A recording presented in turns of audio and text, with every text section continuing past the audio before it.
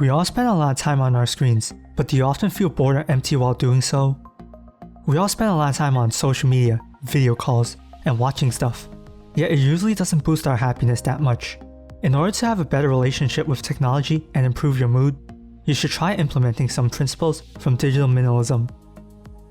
When people refer to digital minimalism, they're either referring to how you can be more mindful about how you use your technology, or how you can clean up software on your phone and computers to be more productive. This video will handle the first point, which is being mindful about how you use technology.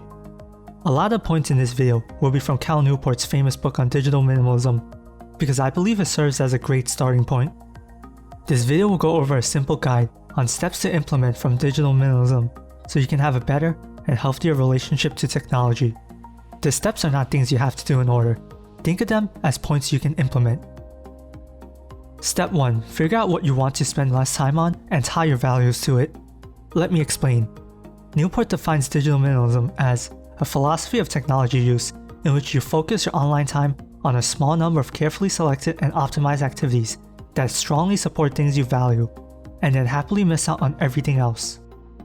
This part only refers to your leisure time, since you do need to be on that video call or chat room for work. Let's go over a quick example on how to implement this. Saying something like, you'll spend less time on TikTok just because social media is bad, isn't going to be very effective at all. It's not a very compelling reason for you to change your behavior. Instead of doing that, you should tie in your values as to why you should use that service less.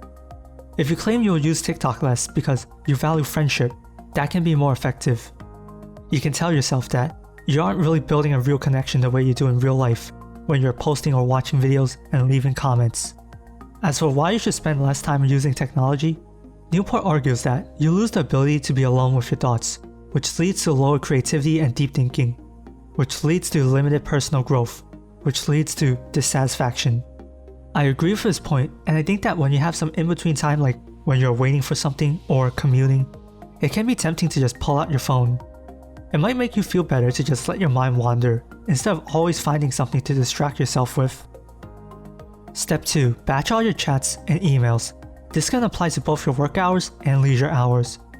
Batching is when you do one task and one task only for a set amount of time.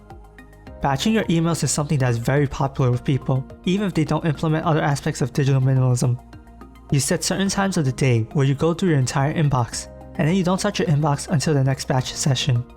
You can do the same concept with all your private and group messages. Batching improves your productivity, but it also helps you clear your mind. You won't feel bogged down by all those messages and emails if you only check your inbox at certain times of the day. You can direct your focus to other more important tasks, and you can be more focused and helpful when you're responding to people. Step 3. Spend your free time doing worthwhile pursuits. If you feel like you're spending too much time on social media because you find yourself bored, you could substitute social media with something else. The best way to get rid of bad habits is to replace that habit with something else. There's a lot of hobbies you can do to fill your time instead of mindlessly scrolling through social media or watching videos. Some of the hobbies I recommend are reading, writing, and exercising. If you're learning something, creating something, or exercising, your hobby can be a great source of happiness. As long as you choose something you enjoy, you can boost your overall mood during your leisure time. Step 4. Spend some time alone without technology. We are in a very well-connected world. There are so many ways you can communicate with someone even if they are miles away from you. According to research Newport mentions in his book, as solitude decreases, anxiety goes up. Being too connected can be a bad thing, and there are many benefits of spending some time alone.